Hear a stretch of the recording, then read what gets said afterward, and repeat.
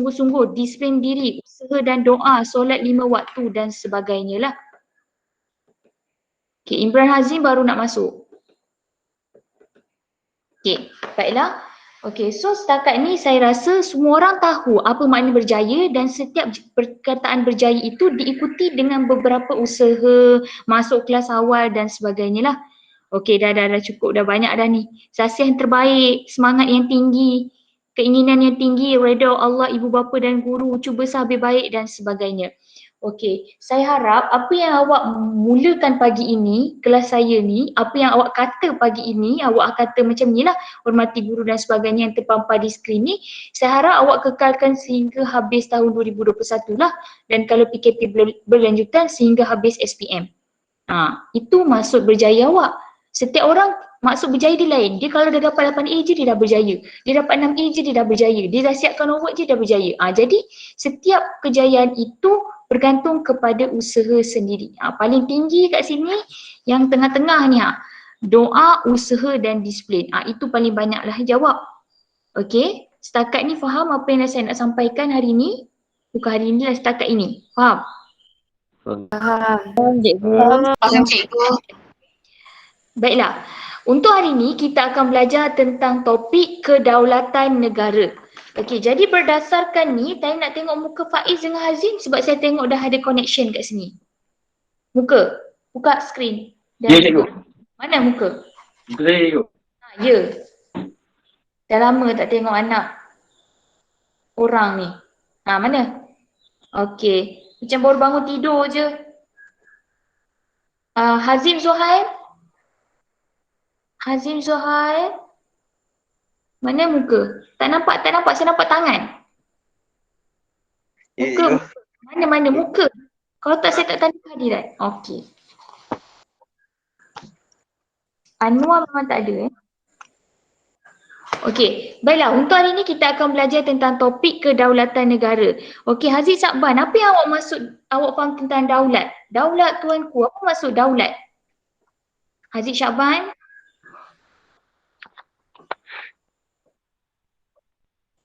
Haziq Syakban. Saya nampak dia, saya dengar bunyi setengah selak buku. Apa maksud kedaulatan negara? Kedaulatan, daulat. Saya awak dengar kedaulatan undang-undang, daulat tuanku. Kedaulatan seseorang, hilang daulat raja. Apa maksud daulat?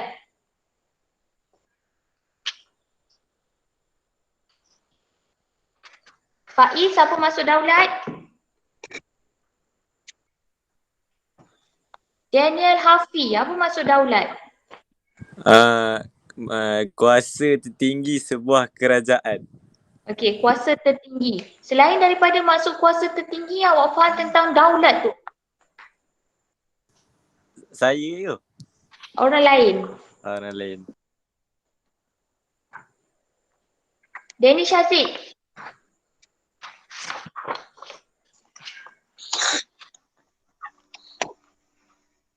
Danish Haziq. Daulat tu bermaksud kekuasaan tertinggi seorang pemerintah. Okay. Kekuasaan tertinggi. Maksud dia mempunyai kuasa yang tertinggi dan dia paling berwibawa. Maksud dia pada zaman dahulu, pada zaman sekarang, kita pandang raja ataupun agung itu sebuah kekuasaan yang paling tinggi, dihormati dan berwibawa lah. Sebab kita perlu menanjung dia. Kerana kalau kita nak tengok dia tu tertinggi, kuasa dia tertinggi ke tak, kalau kita menderhaka ataupun buat sesuatu kepada orang itu, maka kita dapat hukuman. Menunjukkan daulat itu adalah kekuasaan tertinggi dan berwibawa. Okey, saya akan pasang slide. Mungkin pembelajaran kita hari ini menggunakan slide dan saya bercakap. Jadi kalau tak faham boleh tanyalah. Saya bajetkan kurang daripada sejam. Sebab tajuk ini tak susah mana. Dia tak cerita, dia lebih kepada fakta dan pemahaman semata-mata. Okey, baiklah. Untuk hari ini kita akan belajar berkaitan dengan kedaulatan negara. Sekejap Okey, saya akan presentkan slide.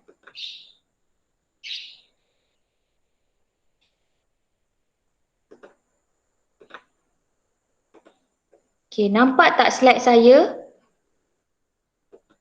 Nampak. Nampak, cikgu. Nampak, cikgu. Nampak tajuk? Tak nampak muka. Nampak tajuk tak korang ni? Nampak cikgu? Okey, sejarah tingkatan 5 kedaulatan negara. Okey, dalam pembelajaran hari ini kamu kena faham apa yang dimaksudkan dengan konsep kedaulatan, ciri negara yang berdaulat, kepentingan negara yang berdaulat, setelangkah mempertahankan kedaulatan. Okey, setakat ni kalau tak jelas boleh beritahu saya lah, saya akan dengar suara awak. Okey, jelas? Jelas cikgu. Jelas cikgu. Jelas cikgu. Okey, konsep kedaulatan seperti yang kawan-kawan awak cakap tadi ialah kekuasaan tertinggi dan kewibawaan negara yang bebas serta mempunyai hak melaksanakan dan mentadbir negara. Andai kata kalau kita cakap tentang kedaulatan raja ialah kekuasaan tertinggi raja. Tapi kalau kita sebut tentang kedaulatan negara, maknanya negara itu mempunyai kuasa tertinggi dan mempunyai hak melaksanakan pemerintahan dan pentadbiran negara. Okey, bila daulat dia adalah kekuasaan tertinggi. Tapi kita nak hari ni kita belajar tentang kedaulatan negara. Jadi negara tu punyai hak untuk melaksanakan pemerintahan dan pentadbiran negara. Itu saja. Awak kena ingat kekuasaan tertinggi dan kewibawaan negara serta mempunyai hak melaksanakan pemerintahan dan pentadbiran negara. Okey, faham? Saya rasa ada orang masuk lagi, saya tak dapat nak imit lah. Cikgu, Ya? light tak ada lagi. Tadi kata nampak. Tak ada cikgu dia. Nampak skrin cikgu je. Nampak skrin cikgu je. Jawab. Nampak slide sekarang? Belum. Tak ada cikgu. Belum cikgu. Jawab. Itulah orang cakap tak. Penat. Ya tak. Apalah nasib. Sekejap.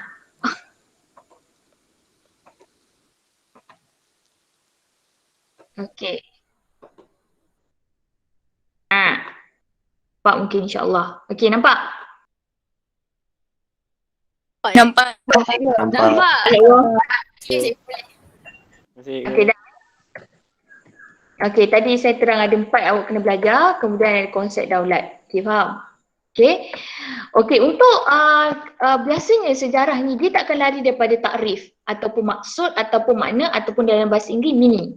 Okey, dari segi Yunani, okey, Yunani ialah supernus dan superanus. Kamu pernah dengar kau orang cakap superanus? Itu maksud dia daulat lah, ketinggian.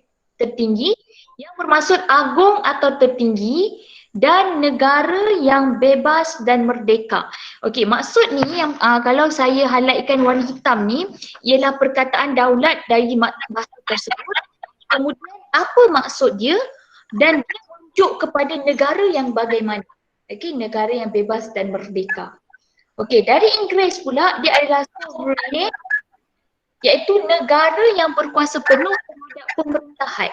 Maksud dia bila ada kedaulatan negara itu berkuasa penuh untuk pemerintahan. Okey. Kemudian dari segi Arab, bahasa dia adalah daulah, iaitu kuasa pemerintahan sesebuah kerajaan. Dan dalam bahasa Melayu kita panggil daulat, iaitu kekuasaan tertinggi terhadap pemerintahan negara dan negara mempunyai hak untuk melaksanakan pemerintahan dan pentadbiran negara. Okey, ada soalan tentang takrifan. Takrifan dari 4 bahasa iaitu Yunani, Inggeris, Arab dan Melayu. Ada soalan? Tak ada cikgu. Tak ada cikgu. Tak ada cikgu. Saya harap awak fokus sebab saya memang tak nampak apa awak buat kat rumah. Tengah makan ke, tidur ke. Okey, pandangan tokoh. Pandangan tokoh ini adalah tokoh. Bila sebut tentang tokoh, dia adalah salah satu sarjana cendekiawan, perniagaan, tetapi dia mempunyai ketinggian ilmu lah.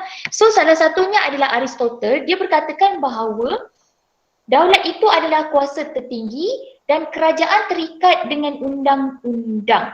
Maksud dia kat sini bila daulat negara, okey, kita nak tunjukkan kekuasaan tertinggi tetapi negara itu ada undang-undang dan mesti terikat dengan undang-undang lah. Dan Ibnu Khaldun mengatakan bahawa kekuatan dan kekuasaan, jadinya kekuatan dan kekuasaan sesebuah negara. Kemudian diiringi dengan semangat kekitaan dan semangat beragama menyebabkan sesuatu bangsa itu rela berkorban. Bila dia dah ada kekuasaan, dia sama-sama membuat ikatan kekitaan dan agama, maka lahirlah manusia ataupun masyarakat yang rela berkorban demi mencapai cita-cita yang sama. Itu maksud di daulat lah.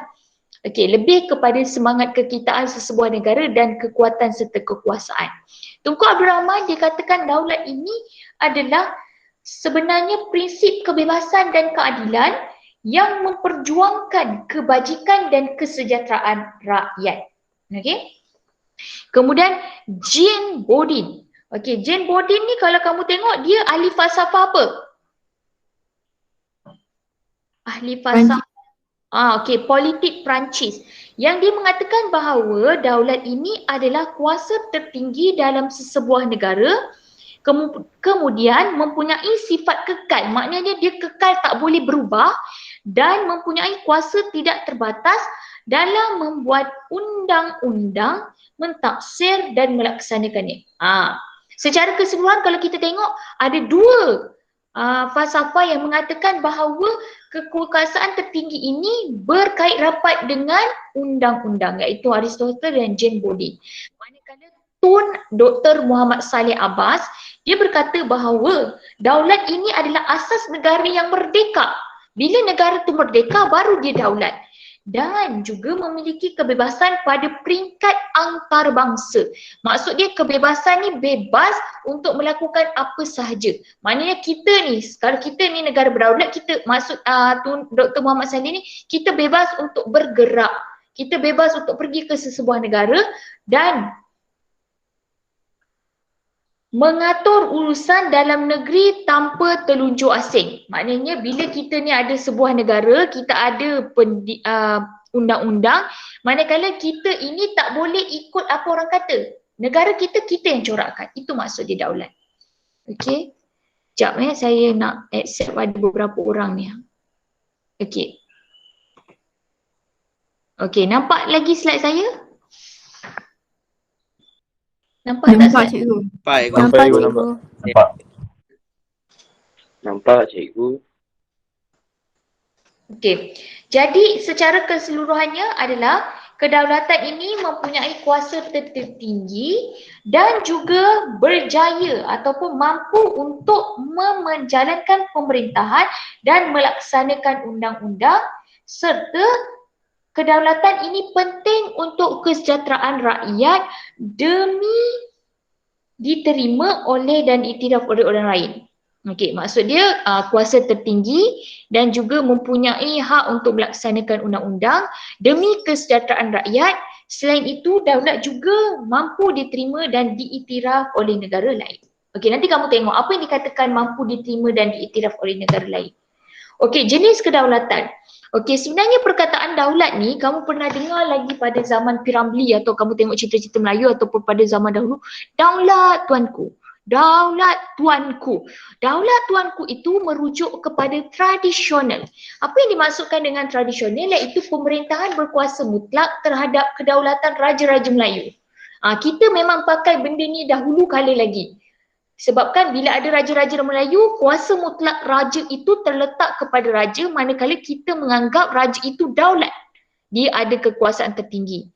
Dan dia ada kekuasaan dan kewibawaan raja, dan raja merupakan pemerintah tertinggi dan diperkukuhkan oleh taat serta rakyat. Kalau andai kata kita sebut je daulat tuanku, tetapi tidak ada pun rakyat yang patuh kepada pemerintahan tersebut, manakala menunjukkan bahawa negara itu tidak berdaulat lah. Tetapi apabila kita memberikan taat setia, kita hormat, kita patuh kepada kedaulatan itu, manakala menunjukkan bahawa raja itu memang mempunyai pemerintahan tertinggi. Okey, ada soalan? Tak ada Tak ada cikgu. Okey. Kemudian moden, kalau kamu tengok moden ni adalah kedaulatan moden ni dia muncul dalam negara bangsa selepas revolusi keagungan di England dan revolusi di Perancis. Apa revolusi yang di Perancis berlaku? Apa yang berlaku dalam revolusi di Perancis? Bab 2. Ingat lagi tak? Hak rakyat. Hak rakyat. Apa maksud hak rakyat tu? Tak boleh memonopoli yang golongan atas. Tak boleh memonopoli. Apa idealisme yang mereka tekankan? Mereka nak apa? Ada 3 benda yang mereka perjuangkan. Hak kebebasan rakyat. Lagi? Persamaan dan persaudaraan. Persamaan dan persaudaraan. Itu yang mereka. So idea ini muncul selepas revolusi Perancis dan England. Kemudian dia mengatakan bahawa kedaulatan ini berkait rapat dengan hak rakyat dan kerajaan berperlembagaan. Apa maksud kerajaan berperlembagaan? Ada undang-undang. Yes, kerajaan yang mempunyai undang-undang. Kemudian nasionalisme yang menggunakan unsur persamaan serumpun bangsa dan bangsa untuk membentuk negara bangsa masing-masing. Ini adalah gabungan negeri. Contohnya kita boleh lihat kedaulatan negara kita lahir sebagai sebuah negara bangsa hasil daripada gabungan negeri yang dikenali sebagai Persekutuan Tanah Melayu. Apa maksud negeri Persekutuan Tanah Melayu tu? Gabungan 9 negeri lah.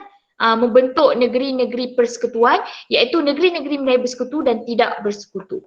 Kemudian kedaulatan undang-undang. Ini ada dalam mana kedaulatan undang-undang ni? Rukun negara. Rukun negara. Cikgu. Percayaan kepada Tuan, kesetiaan kepada raja dan negara, keluhuran perlembagaan, kedaulatan undang-undang. Maknanya memanglah daulat ini dia berkait rapat ataupun dia terikat dengan undang-undang bagi menjamin keadilan dan kehidupan masyarakat. Macam yang saya cakap, andai kata negara kita ni tak ada undang-undang memang hancur. Jadi undang-undang dan perlembagaan itu merupakan asas untuk menjamin keadilan dan kehidupan bermasyarakat. Kemudian pada waktu itu badan kehakiman yang bebas dan berwibawa diwujudkan. Contohnya macam sekarang kita ada badan kehakiman, Mahkamah Syariah, Mahkamah Tinggi dan sebagainya, dan dia merupakan merujuk kepada prinsip kedaulatan undang-undang ini, iaitu prinsip keempat dalam rukun negara. Okey? Dan akhir sekali kedaulatan negara bangsa. Kalau kamu perasan, jenis kedaulatan ni memang ada kaitan dengan apa yang diperkatakan oleh tokoh. Contohnya adanya hak tertinggi, adanya undang-undang untuk menjamin keadilan dan kehidupan masyarakat dan juga agar diterima dan diiktiraf oleh negara lain. Diterima dan diiktiraf negara lain ialah antarabangsa. Jenis kedaulatan antarabangsa, iaitu merupakan pengiktirafan pertubuhan bangsa-bangsa bersatu terhadap sesebuah negara yang tidak boleh dicabuli oleh hak orang lain. Macam kita sebenarnya banyak melibatkan diri dalam organisasi sosial antarabangsa. Contohnya PBB, OIC, Asian lagi, apa lagi? Apa lagi? Hilang dah. Hello? Tukang Commonwealth, cikgu. Lagi apa lagi? Commonwealth lagi? UNESCO tu cikgu. UNESCO, Olimpik. Lagi? ASEAN. ASEAN saya dah sebut tadi. Lagi?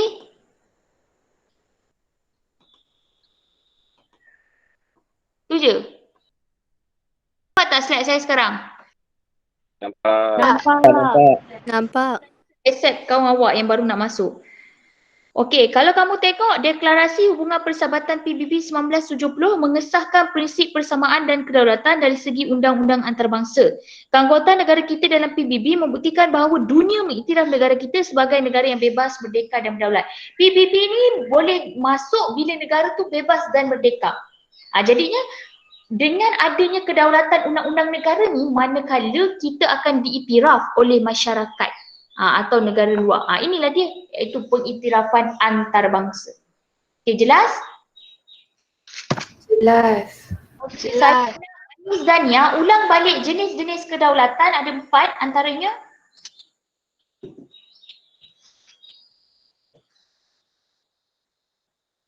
Anis Dania, tadi ada kan?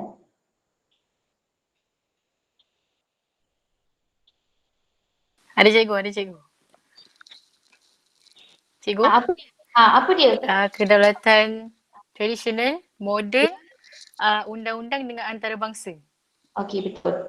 Okey, itu adalah jenis-jenis kedaulatan yang sebenarnya dia berkait rapat dengan pandangan tokoh-tokoh tadilah. Apa pandangan, ada berapa tokoh-tokoh yang diperkenalkan? Adam Yusri.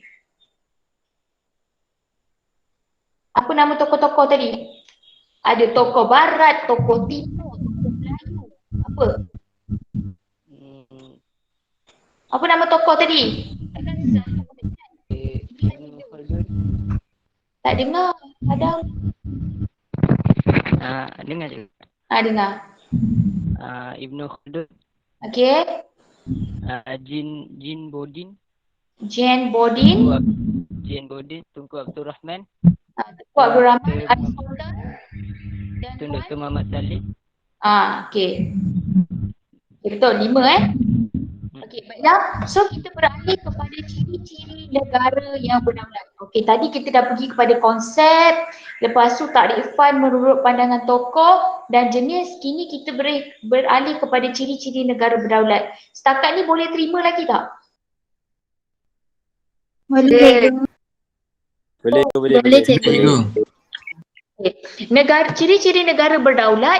Okey, ini yang menunjukkan negara itu berdaulat. Adakah kita negara Malaysia ni ada 4 benda ni? 4 item ni?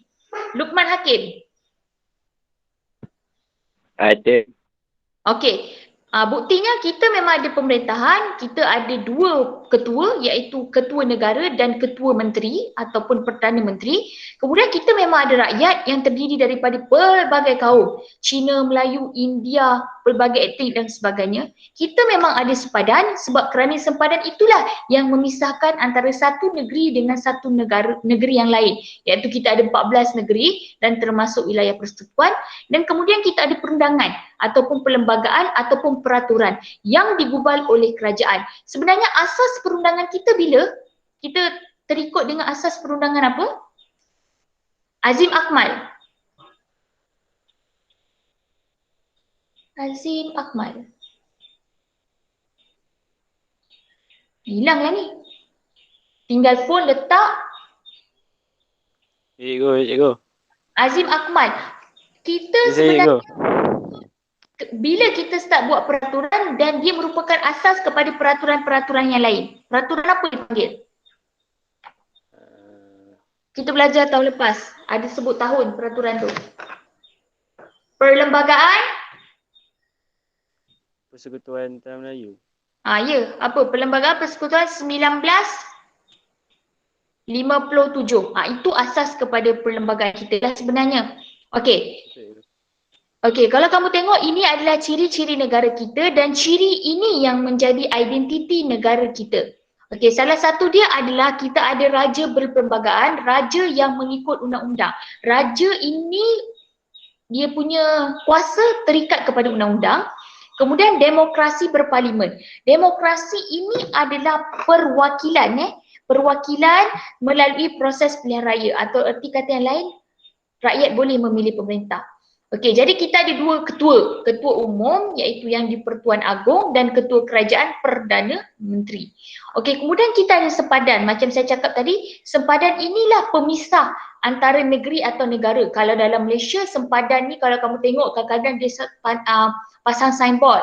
Sempadan Negeri Sembilan, sempadan Negeri Kedah.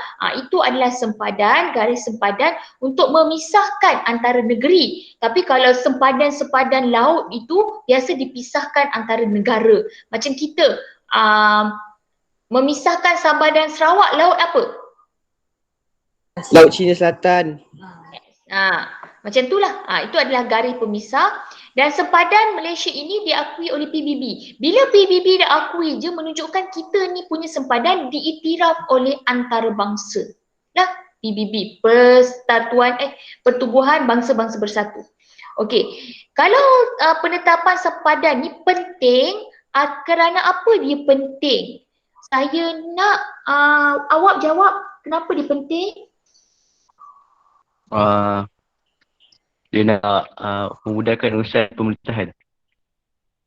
Okey, memudahkan urusan pemerintahan, pentadbiran dan juga kegiatan ekonomi lah untuk bergerak. Sebab kadang-kala undang-undang ini pun mengikut negeri. Contohnya kita ada undang-undang kerajaan negeri dan kerajaan persekutuan. Jadi pentinglah segaris sempadan atau garis pemisah itu. Okey, kemudian kita ada rakyat. Rakyat macam saya cakap memang kita nampaklah kita ni rakyat. Kita ni orang, selain daripada orang kita ni manusia, selain daripada manusia kita ni hamba dan kita ni rakyat dalam negara kita. Iaitu penduduk sesebuah negara yang terikat dengan undang-undang dan terdiri daripada pelbagai kaum. Okey? Kalau kamu tengok macam saya cakap tadi, disebabkan kita ni mempunyai pelbagai kaum tapi kita disatukan dengan satu bahasa dan juga satu rukun, iaitu rukun negara dan bahasa Melayu. Cuma yang beza dia adalah segi budaya sahaja. Okey. Kemudian perundangan pula macam saya cakap tadi, peraturan yang merupakan berpandukan Perlembagaan Persekutuan. Berpandukan Perlembagaan Persekutuan 1957 dan Parlimen yang gubal undang-undang. Tetapi Parlimen gubal undang-undang ini berdasarkan suara rakyat yang dikemukakan oleh ADUN dan dibawa ke Parlimen dan dibentangkan serta dibincangkan sehingga membentuk perlembagaan lah yang dia mempunyai kait rapat dengan Perlembagaan Persekutuan. Okey, setakat ni jelas apa maksud ciri-ciri negara berdaulat? Ada soalan nak tanya?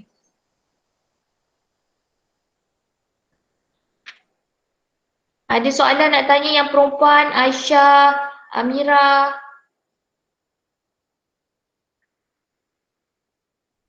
Tak ada cikgu, faham. Tak ada cikgu.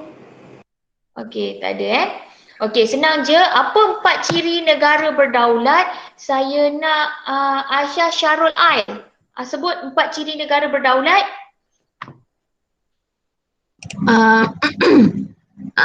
Pemerintah, Okey, mempunyai pemerintah lagi. rakyat, sempadan dan perundangan, undang-undang. selain daripada pemerintah, pemerintah tu maksudnya bila tambahan dia jadi kata nama lah, mempunyai pemerintahan. Okey, kepentingan negara berdaulat. Apa maksud kepentingan ni?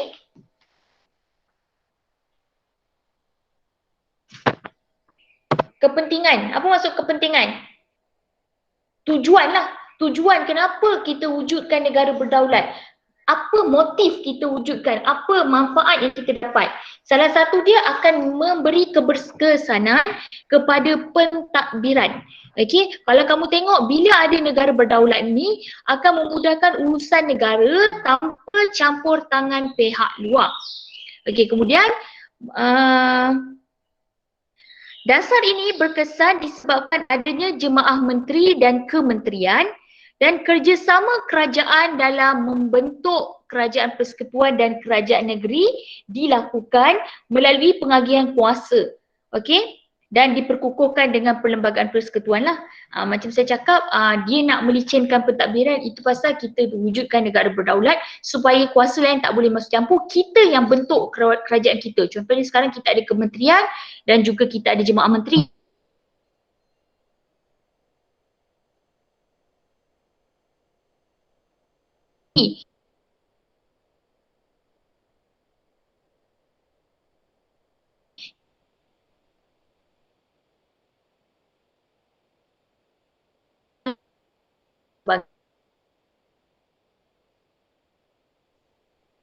Makmuran negara ni adalah untuk menjadikan negara itu lebih maju, lebih baik, lebih damai dari segi ekonomi, iaitu usaha untuk memajukan dan meningkatkan taraf rakyat. Kalau kita tengok memang pun bila orang ada duit, bila orang berkejaya, kita pandang tinggi. Sebab apa? Dia ada satu up level.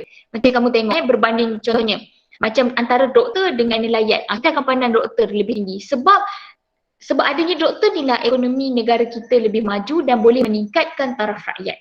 Setiap pekerjaan itu mempunyai tujuan dia, tetapi bila lebih makmur, lebih kita memajukan ekonomi kita, dia akan meningkatkan taraf rakyat kita. Contohnya kalau negara kita kaya macam Brunei, dah tak perlu dah ramai orang bekerja macam kita ni ada buat Grab food. Sebab negara dia dah kaya. Bila negara dia kaya, kehidupan masyarakat dia pun kaya. Orang tak kerja kat Brunei ataupun penganggur kat Brunei, dia pun dapat duit. Menunjukkan betapa kayanya dan makmurnya ekonomi di Brunei itu meningkatkan taraf rakyat. Kemudian pembangunan bidang pertanian, perindustrian dan perdagangan. Biasanya kemakmuran ekonomi ini dilihat dari segi kecemerlangan sesuatu pembangunan ekonomi itulah. Okey. Kemudian pembangunan ekonomi ini meliputi ketiga-tiga bidang ni lah. Dan juga dasar pembangunan ekonomi. Okey, diperkenalkan melalui dasar pembangunan ekonomi. Dasar ni banyak sangat. Dasar ni banyak sangat sehingga kini kita dah ada DEB yang keberapa? Banyak, berbelas-belas kan? Korang ni dengar tak? Dengar cikgu. Cikgu. Okey, dasar ekonomi negara ekonomi ini merangkumi pembangunan ekonomi ini merangkumi tiga bidang ni dan juga dia juga adalah melalui dasar pembangunan ekonomi. Nanti kamu akan belajar berapa terlalu banyak dasar. Dasar wawasan negara, dasar ekonomi baru, dasar sosial dan sebagainya. Dalam bab berapa? Saya rasa 9 tak silap saya. Atau bab 8 lah. Macam tu 8 pembentukan dasar. Ada DPN, ada DEB, ada DWN dan sebagainya. Okey. Dan akhir sekali kecemerlangan hubungan luar. Ini adalah wujudnya negara berdaulat ini adalah untuk mencemerlangkan negara kita dengan hubungan luar, iaitu kedaulatan penting bagi memberi hak kepada negara untuk menjalinkan hubungan dengan negara luar. Kemudian hubungan ini dibentuk melalui penggubalan dasar luar negara kita dan juga selain itu dapat menjalinkan hubungan diplomatik dan persahabatan dengan negara lain. Dan juga mampu meningkatkan imej negara. Okey, setakat ni ada soalan nak tanya tentang 1.3?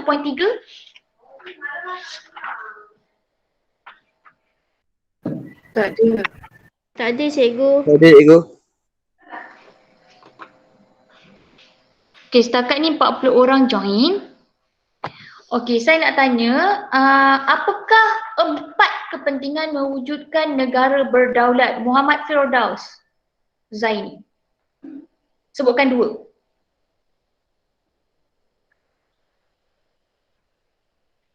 Firdaus Zaini, DP dia gambar otak ni Buat kerja lain lah tu.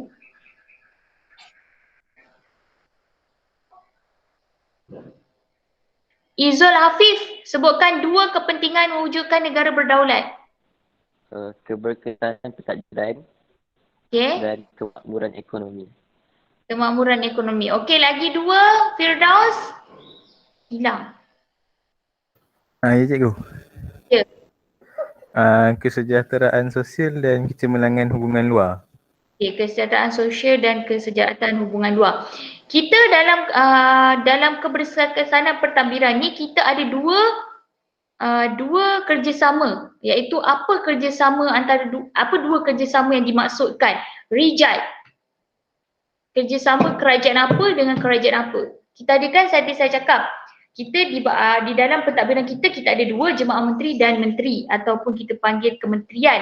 Kemudian di bawah kementerian itu kita bagikan pula kuasa tu kepada 2. Apa dia? Rijal. Kerjasama kerajaan persekutuan dan kerajaan negeri.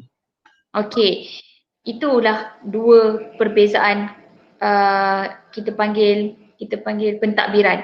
Okey, kemudian dari segi pembangunan ekonomi tadi adalah penting. Apa kepentingan kemakmuran ekonomi?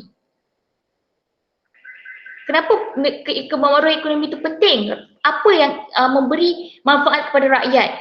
Okey, Balkis Mokhtar. Ya, taraf hidup rakyat meningkat. Okay, taraf hidup rakyat meningkat. Kemudian kesejahteraan sosial ini penting bagi kesejahteraan rakyat. Okey, saya tak terangkan ni tadi. Okey, kenapa pentingnya kesejahteraan sosial ni? Kenapa pentingnya kesejahteraan sosial ni? Dilahirkan generasi yang lebih berkemahiran. Bila dia berilmu, senang cerita dia dapat memberikan sumbangan kepada negara dan juga mampu memupuk muhibah dan perpaduan. Sebab bila kita lahirkan generasi berilmu dan berkemahiran, mereka mampu untuk memberikan sumbangan kepada negara dalam kebudayaan, sukan dan juga kebangsaan, bahasa kebangsaan sehingga membentuk semangat perpaduan. Okey, dan akhir sekali kecemerlangan hubungan luar. Apa manfaat kecemerlangan hubungan luar ni? Putri Naufal. Putri Naufal.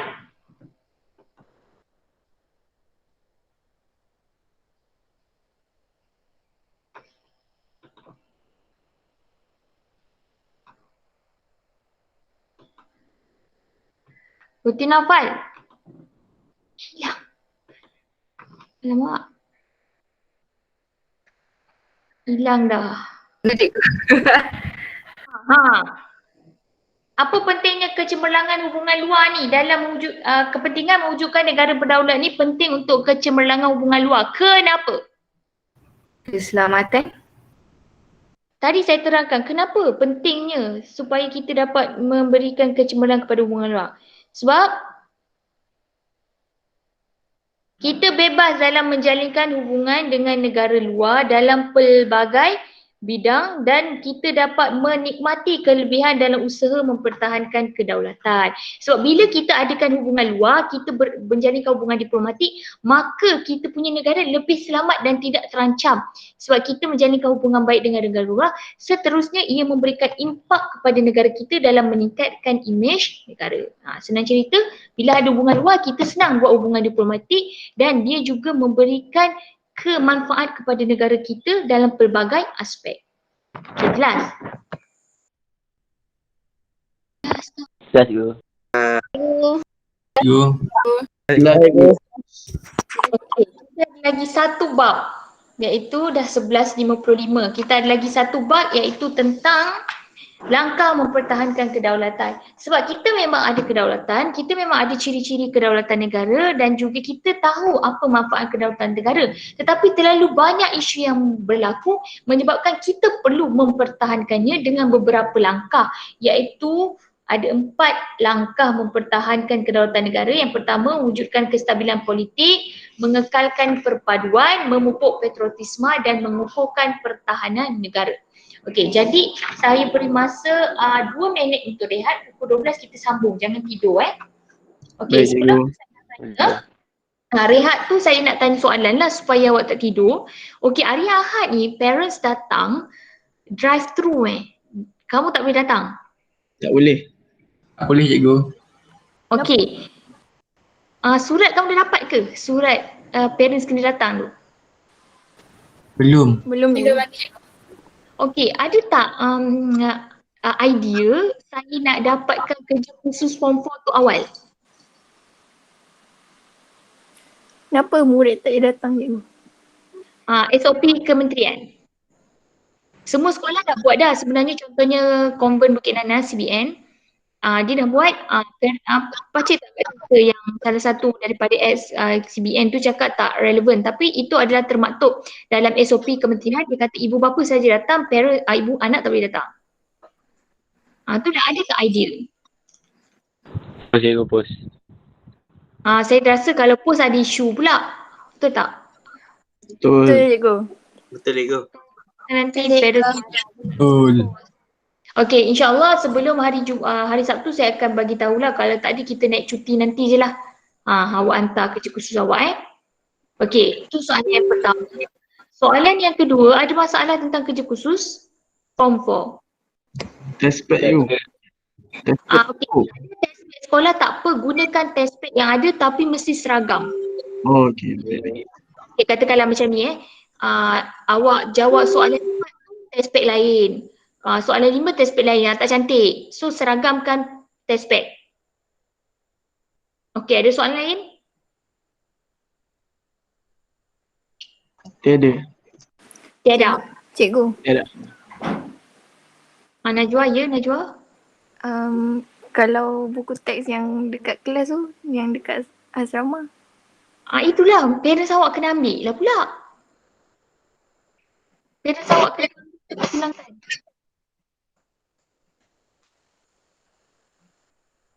Hello, Raudah, ada nak tanya ke? Fairness awak saya rasa.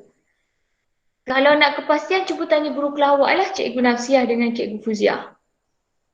Sebab saya rasa macam bila parents submit, parents lah kena uruskan yang mana anak-anak di buku tertinggal di bilik-bilik khas, di local dorm dan sebagainya.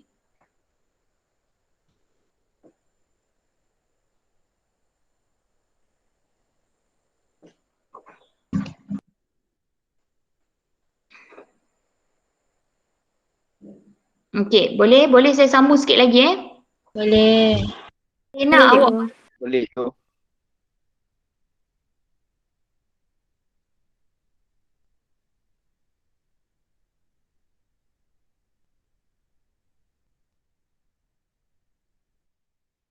Cikgu mute cikgu. Cikgu termute. Cikgu. Ya. Okey, kejap. Okey, saya nak awak bacalah benda ni. Okey, ini adalah langkah-langkah mempertahankan kedaulatan negara. Okey, salah satu dia adalah mewujudkan kestabilan politik dan ekonomi. Okey, atau kemakmuran ekonomi. Saya nak akan Aisyah Najia tolong baca pemerintah dan rakyat kat sini.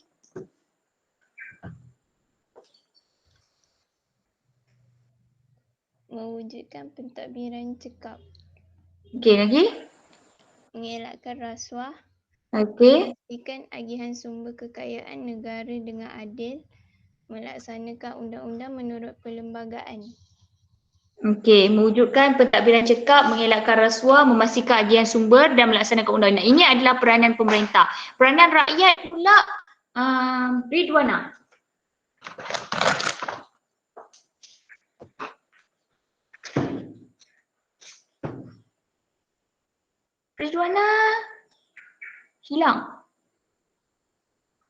Ridwana hilang. Cikgu. Apa peranan rakyat dalam mewujudkan kestabilan politik dan kemakmuran ekonomi?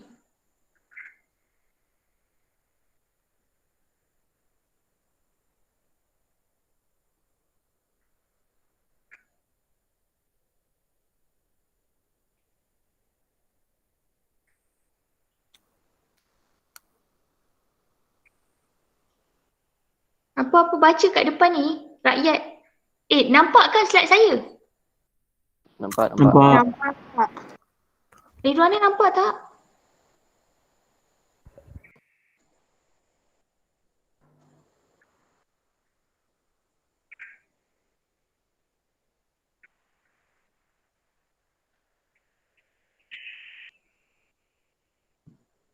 Okay, kalau tak ada Ridwana, tadi siapa yang adik? Aisyah Sofia baca kan? Cuba baca je.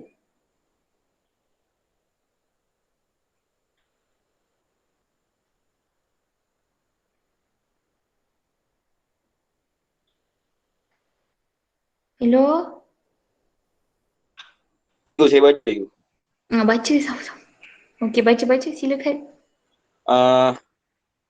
Memberi kesetiaan kepada raja dan Okey, lagi? menyokong usaha dan dasar kerajaan. Lagi?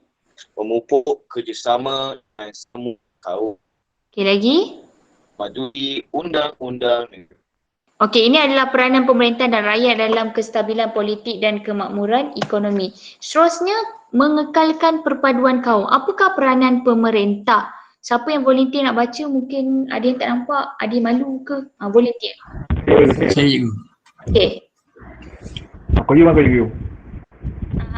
Siapa-siapa? Mengubah dasar dan undang-undang berkaitan perpaduan. Lagi? Memastikan keberkesanan dasar berkaitan bahasa, pendidikan dan kebudayaan. Lagi? Merangka kempen dan program ke arah memupuk perpaduan. Okey, lagi? Memperuntuk perbelanjaan yang mencukupi. Okey, rakyat? Alif Najmi cikgu. Menggunakan bahasa kebangsaan dan menghayati rukun negara. Memahami dan menghormati agama dan budaya pelbagai kaum. Mengamalkan semangat perkongsian dan toleransi. Melibatkan diri dalam program kemasyarakatan. Ini adalah contoh-contoh lah. Biasa kalau langkah ni biasa mana-mana muhasabah lah yang berkaitan dengan cara untuk mengekalkan perpaduan kaum, peranan rakyat dan pemerintah. Biasanya pemerintah ni lebih kepada program ataupun dasar ataupun undang-undang. Manakala rakyat ini adalah sikap dia kena ikut apa yang pemerintah buat. Ataupun libatkan diri dalam program yang dianjurkan. Contohnya melibatkan diri dalam program masyarakat, memahami dan menghormati agama dan kebudayaan pelbagai kaum serta rukun negara. Kan dasar itu pemerintah buat, manakala rakyat perlu mematuhi dan mengikutinya. Okey, seterusnya yang ketiga, mengukuhkan pertahanan negara. Pertahanan negara ini sangat penting. Jika tidak, bila negara tak kuat, negara lain boleh masuk campur dalam pemerintahan negara, maka hancurlah, musnahlah sikit negara kita dalam bidang politik. So apakah peranan pemerintah dan rakyat? Volunteer? Saya go. Teruskan. Pemerintah mengubah undang-undang dan dasar untuk keselamatan negara, mengadakan perjanjian pertahanan serta latihan ketenteraan. Okey, lagi? Memodernkan aset ketenteraan untuk pasukan pertahanan. Okey, lagi? Memastikan pasukan keselamatan sentiasa bersiap siaga menghadapi cabaran. Okey, pasukan keselamatan ni banyaklah. Contohnya macam ATM, polis, TUDM, bomber, penyelamat, JPAM dan sebagainya. Okey, manakala rakyat? Rakyat. Saya Silakan. bekerja untuk keselamatan negara, Okey. mengeratkan kolaborasi dengan pihak luar, menganggotai pasukan kesukarelawan, sanggup berkorban demi kedaulatan negara. Okey, macam saya cakap tadi, biasanya kerajaan ni dia buat undang-undang, latihan dan sebagainya, rakyat ikut dan perlu menanamkan sifat yang lebih baik lah. Contohnya sanggup berkorban demi kedaulatan negara. Dan akhir sekali memupuk patriotisme. Sebelum tu saya nak tanya, apa maksud patriotisme? Semangat cinta akan negara.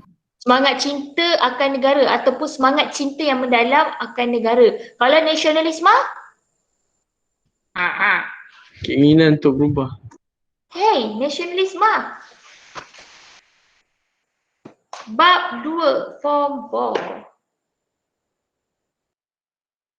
Perasaan cinta yang mendalam.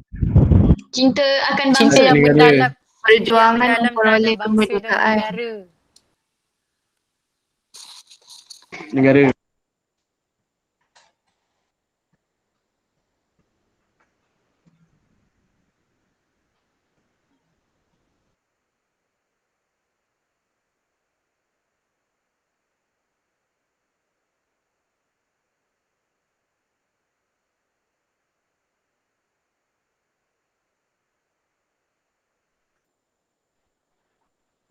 Pemerintah.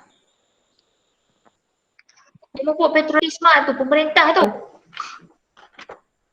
Korang ni suruh baca pun susah.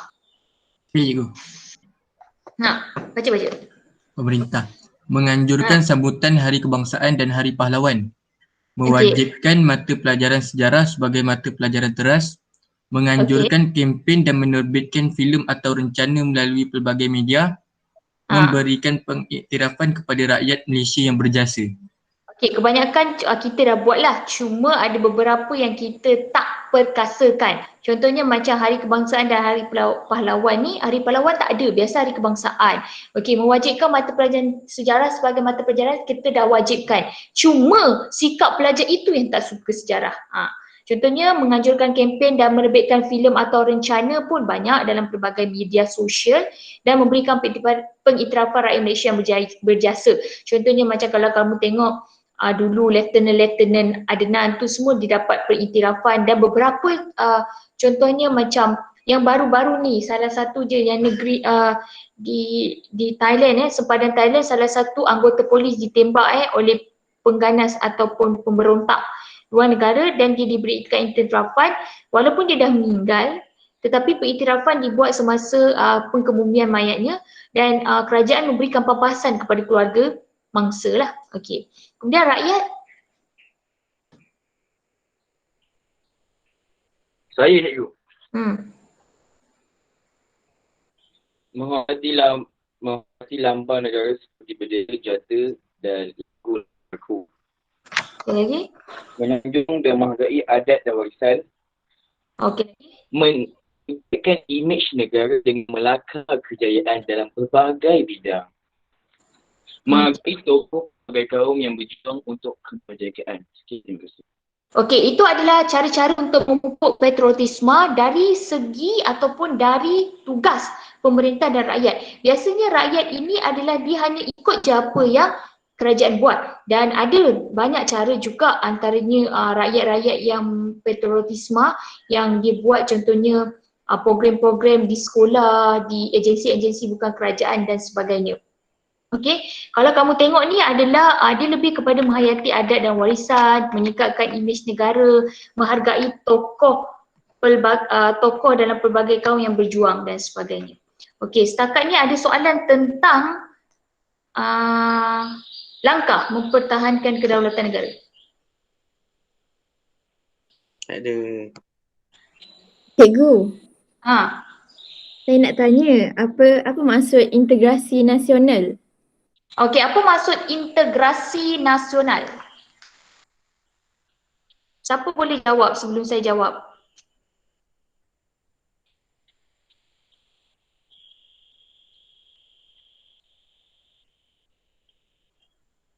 Okey, dia biasanya dia adalah integrasi nasional ni adalah penggabungan ataupun kita panggil salah satu usaha kesepakatan untuk menjadi satu, atau dalam erti kata yang lain, bila China dan India bergabung, dia membentuk satu kesatuan.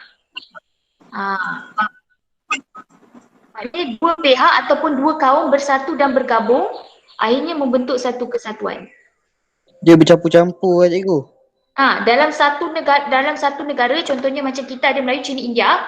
Bila kita ada Melayu, Cina, India, dia bergabung dan akhirnya membentuk satu kesatuan. Itu yang dipanggil integrasi nasional. Biasanya integrasi nasional ni memang dibuat oleh kerajaan dalam beberapa akta dasar dan sebagainya. Tetapi sangat sukar dipupuk disebabkan oleh sikap individu itu sendiri. Kadang-kadang kalau Melayu jatuhkan Cina, Cina jatuhkan India. Jadi integrasi nasional ni sukar dipupuk. Jadi antara cara dia adalah untuk lebih meningkatkan lagi integrasi nasional dan juga untuk memupuk patriotisme lah demi kedaulatan negara. Okay, ada soalan? Ada soalan? Tak ada cikgu. Tak ada cikgu. Okay, ada. Ada soalan, sila buka Mentimeter tadi. Okey.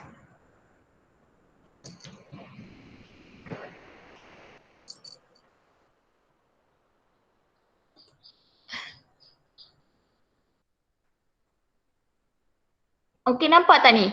Apakah ciri-ciri negara berdaulat? Elo, nampak tak saya share ni? Tak. Tak ada cikgu. Tak nampak. Kesian. Jap. Alah, aku kena sistem. Okey, jap ya. Jap. Okey, tak nampak ya. Okey. Window.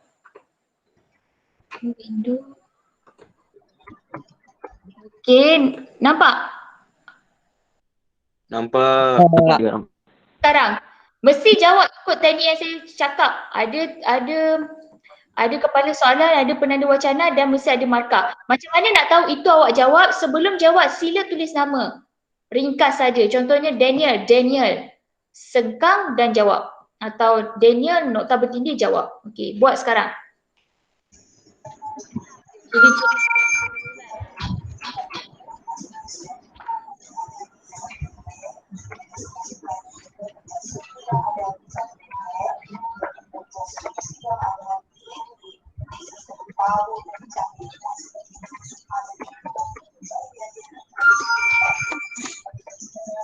Cikgu.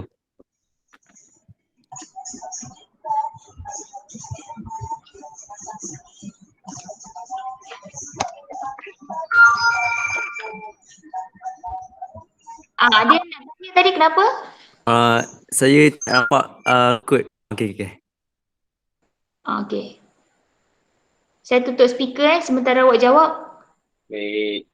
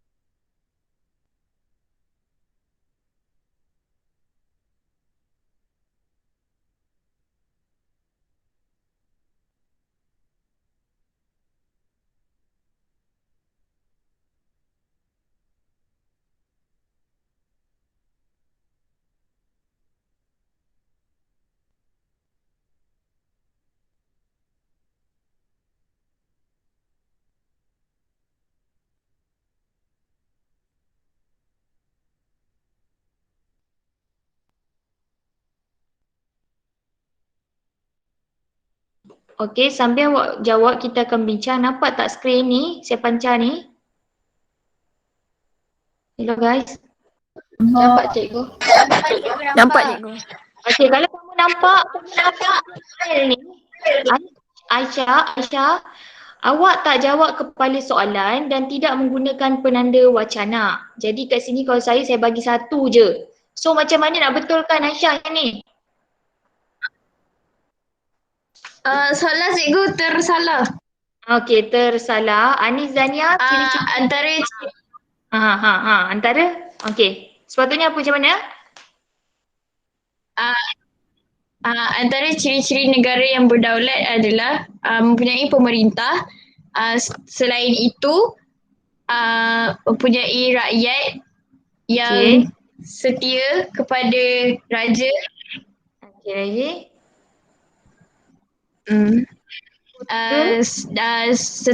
Di samping itu, mempunyai pembahagian sempadan antara negeri. Antara sekali mempunyai perundangan. Akhir sekali, maaf cikgu. Okey. So kalau kamu tengok Aisyah ni, okey betul lah. Aisyah, betul. Anis Dania, Nisa, Auni Adlina, Zulaika, Aisyah Najiha, Rauda, betul. Okey, Luqman, Fadlin, Amira, Cikgu, saya salah tu. Mana? Saya tak buat penanda wacana. Mana? Rauda? Rauda, dah tahu kan salah dia? Dah. Okay. Kalau macam ni saya boleh bagi 2 saja. Yang ada nokta yang koma ni tak ada. Macam tadi Aisyah saya bagi 1. Okey. Kemudian yang lain betul. Maknanya kamu tahulah kamu salah kan. Yang ni tak ada titik. Yang kesalahan typo-typo tu tak pernah saya maafkan. Okey, kemudian Auni betul. Fatin ni siapa? Fatin Nabilah Di samping itu je. Okey. Adalah pemerintahan. Aisyah Sakinah P kecil sepatutnya. Negara berdaulat ialah Izul, Rijal. Okey, so secara keseluruhan dia mesti mempunyai pemerintahan. Okey, bila ada pemerintahan, seterusnya mesti mempunyai rakyat. Bila ada pemerintah, rakyat. Kemudian bila dah ada pemerintah, rakyat mesti mempunyai perundangan. Bila dah ada perundangan, nak senangkan urusan pentadbiran ekonomi dan perundangan itu mesti mempunyai garis sempadan atau kita panggil sempadan atau garis pemisah antara negeri atau negara. Okey, setakat ni saya rasa semua jelas lah. Okey? Jelas tak? Jelas. Jelas cikgu. Okey, ini adalah ciri-ciri. Kalau dia tanya apakah jenis-jenis kedaulatan, ada 4 juga. Tradisional, moden, undang-undang dan kedaulatan antarabangsa. Okey, manakala kepentingan, apa kepentingan dia? Zenki. Dah ada Zenki. Zenki, kepentingan mewujudkan negara berdaulat. Apa Zenki? Hello Zenki. Zenki ada dalam ni? Ni, Zenki jawab ni. Zenki ada tak dalam meet? Kamu boleh tengok friend awak ada tak Zenki dalam meet? Ada.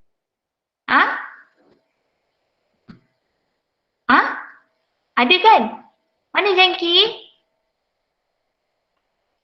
Zenki. Sekejap.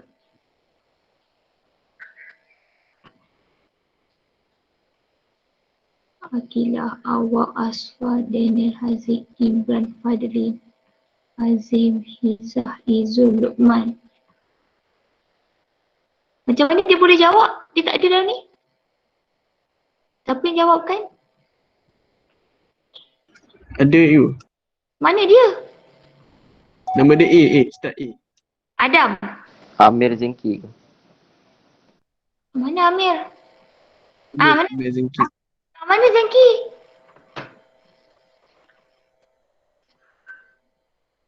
Zenki mana Zenki? Ya Allah Zenki ni. Dia tak dengar kau.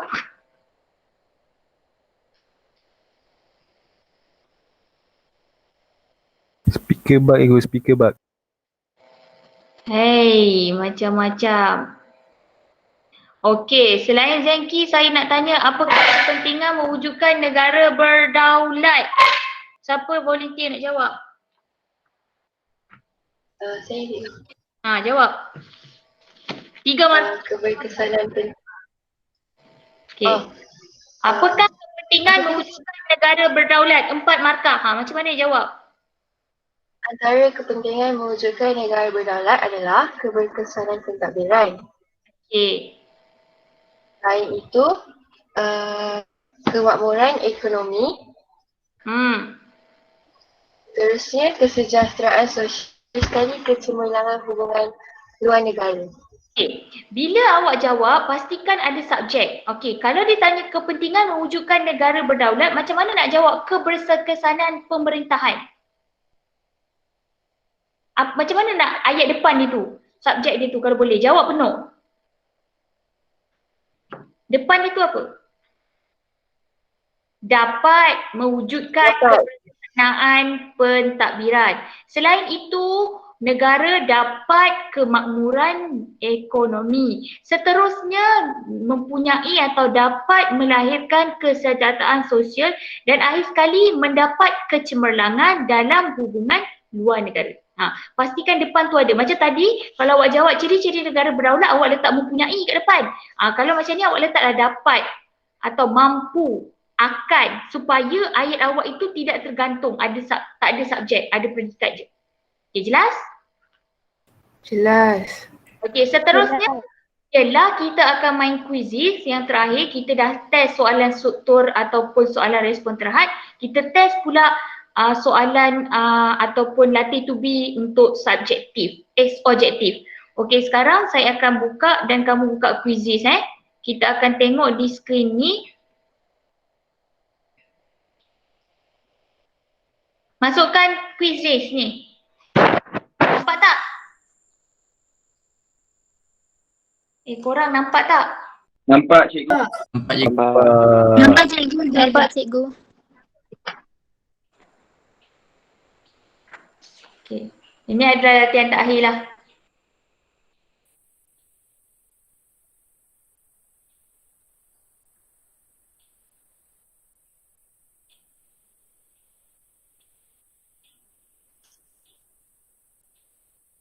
Masuk, tak ada orang yang masuk?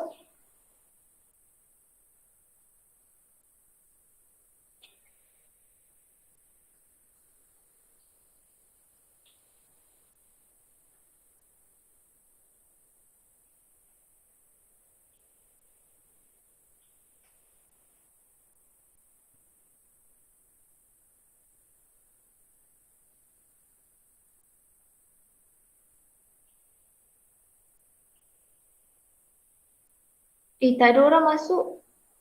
Tengah usaha pun macam mana? Dah cikgu. Okey. Tak keluar, tak keluar.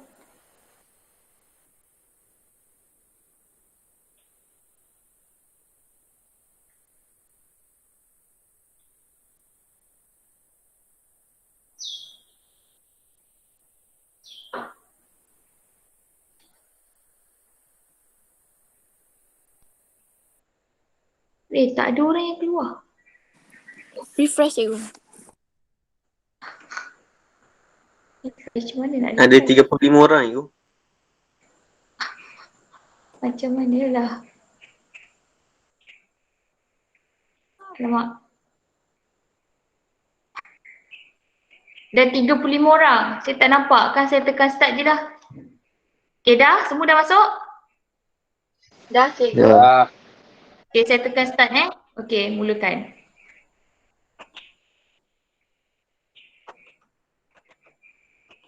Macam mana ni? Alamak.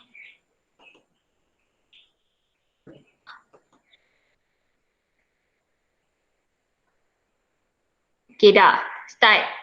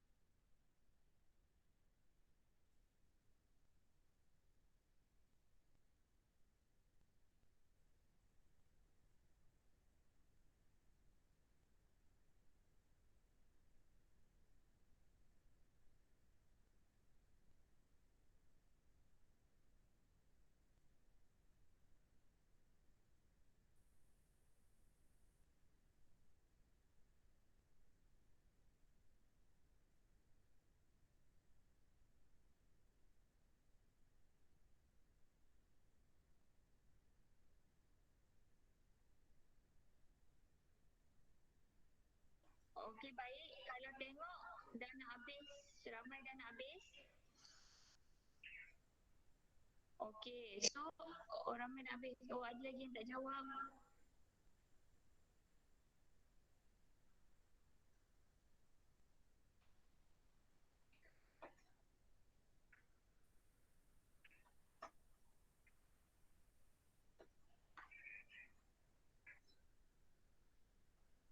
Okey, bateri laptop saya dah nak habis. Okey, saya stopkan ya.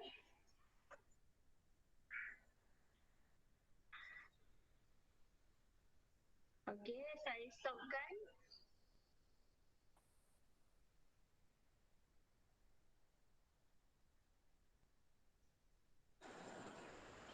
Okey, so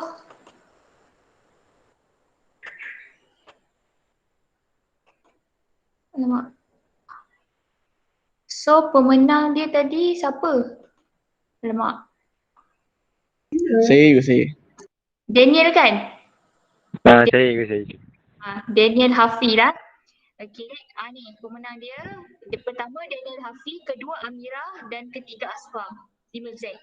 Okey, tanya kepada pemenang. Ni markah lah, kebanyakannya dapat 100%, 90% above lah. Cuma beza dia cepat dengan lambat. Okey, dia ada 15 soalan. Okey, kalau kamu tengok kat situ, soalan dia fokus kepada bab berapa tu? Dia bukan semua bab 1 sampai 4 kan? Maksud saya bukan bab 1.1 sampai 1.4, betul tak? 1.1, 1.1 cikgu. Dan 1.2 tak silap saya kan? Betul? Betul. So dia fokus kepada konsep. Ya Allah, Amirul Farhan baru nak join. Ya Allah. Okey, dia fokus kepada 1.1 jenis kedaulatan, konsep, maksud dan juga ciri-ciri negara berdaulat. Okey, baiklah. Untuk penutup kelas hari ini, kita ada kerja rumah lah. Macam disebabkan isu pandemik, saya pun banyak mengajar daripada awak bercakap. Jadi saya bagi kerja rumah. Okey, baiklah. Kerja rumah dia adalah buku teks. Buku teks muka surat. Nampak tak slide saya? Alamak, silap. Sekejap. Sekejap. Present now, window. Okey, buku teks muka surat.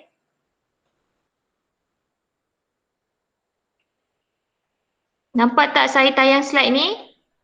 Nampak cikgu. Okey, buku teks muka surat. Nampak.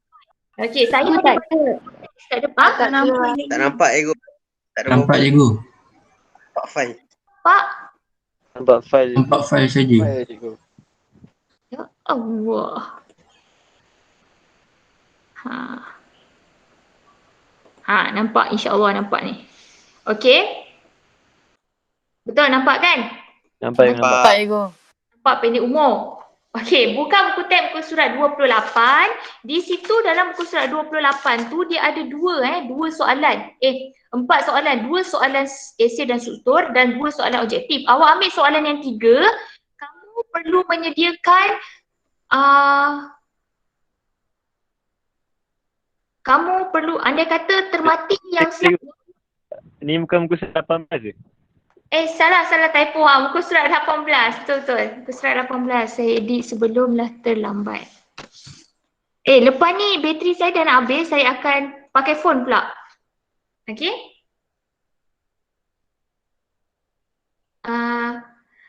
Okey, baiklah. Buka buku teks muka surat 18 dan sila jawab soalan 3. Okey, A dan B.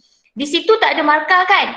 Jadinya saya letakkan ciri negara berdaulat 8 markah. Huraikan langkah yang dilaksanakan untuk mempertahankan kedaulatan negara. 10 markah. Boleh? Boleh cikgu. Boleh cikgu. Boleh cikgu. Untuk sejarah, sediakan 1 buku panjang. Sekejap, saya pun pelik. Awak ada buku teks tak? Buku teks memang tak ada. Buku latihan. Awak tak beli kat nanti. Lepas punya cikgu. Okey, jadinya buat dalam test pack. Boleh cikgu. Cikgu. Cikgu. Okey, buat dalam test pack. Okey, test pack apa-apa yang ada, buat dalam test pack itu salin soalan dan jawapan. Markah dia adalah 8 dan 10 markah. 18 markah lah, iaitu bab 1.2 dan 1.4.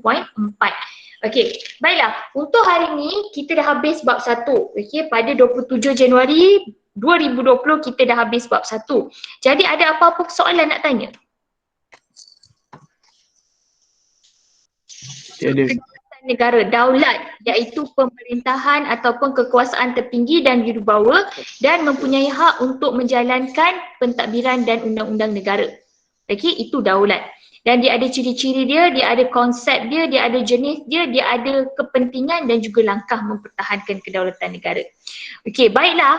Untuk hari ini, terima kasih saya ucapkan kepada kamu disebabkan atas kehadiran kamu menghadiri kelas online. Okey, sebelum saya mengakhiri kelas online, disebabkan tadi tak ada gambar, tak ada muka kan? Yang betul-betul tak ada dalam ni ialah Anwar, betul tak ada? Nabil, tak ada? Iswafiq, tak ada? Oh, Nabil ada cikgu. Iswafiq mana? Tak, Nabil. Nabil mana? Nabil ada cikgu. Oh ni, mana muka? Muka awak Nabil.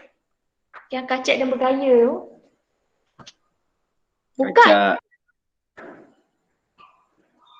Apa? Bil dah malu Bil. Jangan malu. Bukan aku kan kacak. Tak nampak. Weh, mantap Bil. Bil memang idola Bil. Cikgu Iswafi tak ada cikgu Iswafi. Imran sama ikut tak buka cam ni. Saya tak bagi kehadiran dah Saya dah tak bagi link kehadiran. Saya tanda sekarang je. Okey. Cikgu Iswafi tak ada cikgu Iswafi. Faiz dah tadi kan? Zenki? Ada. Mana muka? Tadi kata soalan Rosalah ni ada pula. Muka. Tadi Firdaus jawab tu. Zenki. Oh Zenki, bukalah muka anda.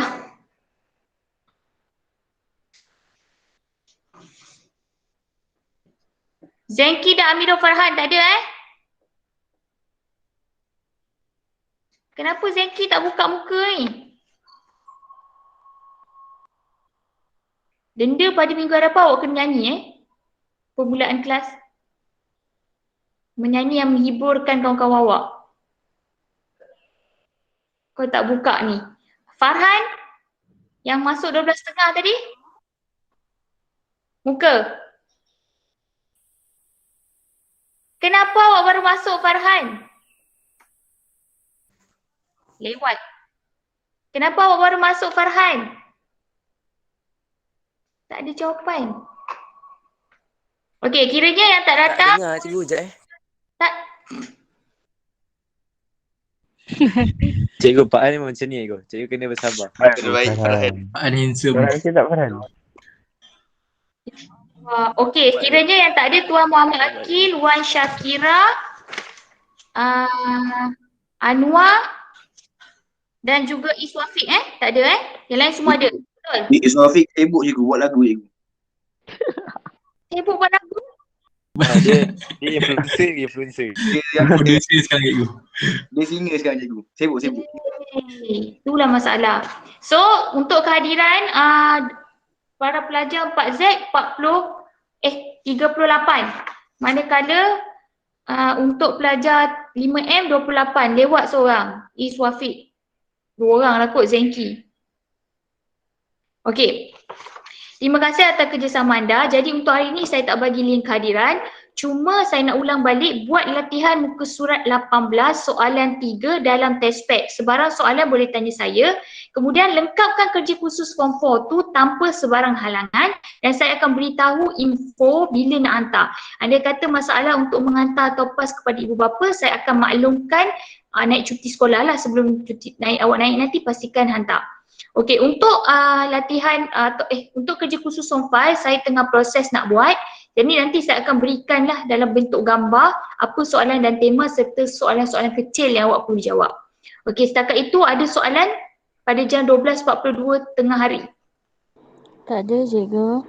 Tak ada cikgu. Terima kasih saya ucapkan kepada yang menghadiri, yang lewat pun terima kasih atas usaha. Tetapi macam yang saya cakap tadi, saya tak minta awak jadi perfect atau cemerlang gila. Okey, nampak tak gambar muka saya?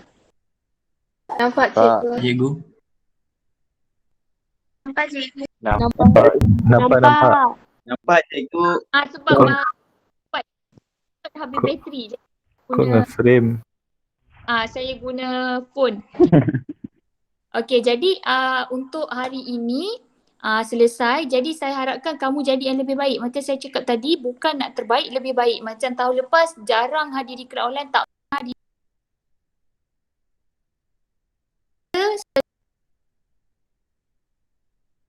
Terima kasih.